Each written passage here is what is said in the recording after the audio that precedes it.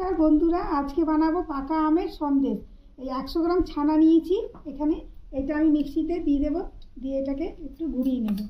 আর একটা পাকা আম নিয়েছি, এই যে একটা বড় সাইজের পাকা আম নিয়েছি হিমসাগর, এটা এর মধ্যে দিয়ে পিষে নেব। তারপরে আসছি, এই যে 4টে এলাচ দিয়ে দিচ্ছি এর মধ্যে, আর এই যে 1 প্যাকেট গুঁড়ো দুধ, এই যে 10 টাকাওয়ালা গুঁড়ো দুধ এর মধ্যে দিয়ে দেবো।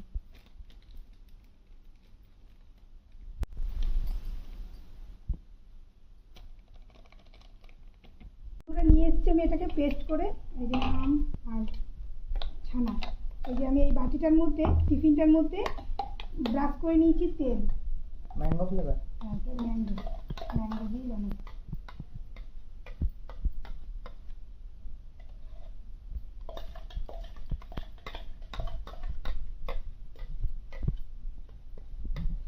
বন্ধুরা, এটা টিফিনের মধ্যে আমি ঢুকিয়ে নিয়েছি, সেট করে নিয়েছি। এর মধ্যে এটাতে বসিয়ে দিচ্ছি, এই যেখানে স্টিলের জায়গার মধ্যে জল দিয়েছি, একটা স্ট্যান্ড বসিয়ে দিয়েছি। এই স্ট্যান্ডটার উপরে এটা আমি দিয়ে দেবো। এটা 20 মিনিট ভাপে হবে, তারপর এটা খুলে দেখাচ্ছি। বন্ধুরা, এটা আমি বার করে নিয়ে এসেছি 20 মিনিট পরে। এটা আমি একটু 1 ঘন্টা ফ্রিজে রেখেছিলাম।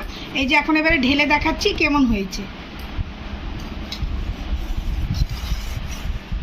সাইড দিয়ে কেটে নিলাম।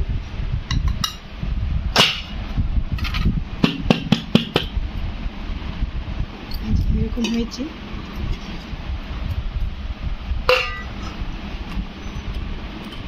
কেটে দেখাচ্ছি, দেখুন কত নরম তুলতুলে হয়েছে।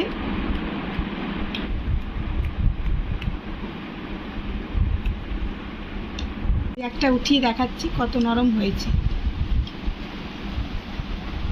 এই যে কত নরম তুলতুলে হয়েছে। টাটা বন্ধুরা।